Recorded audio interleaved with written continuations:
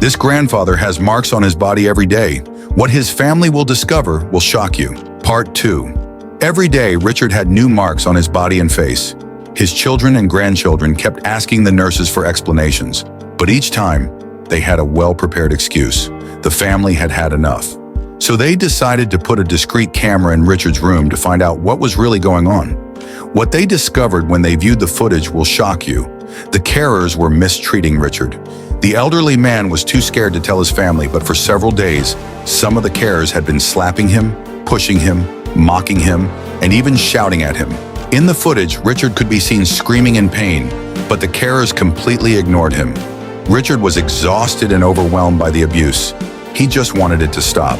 The evidence allowed the family to file a formal complaint, and the carers who had subjected Richard to these horrors were convicted. How would you have reacted if Richard had been your grandfather? What would you have done? Share your thoughts.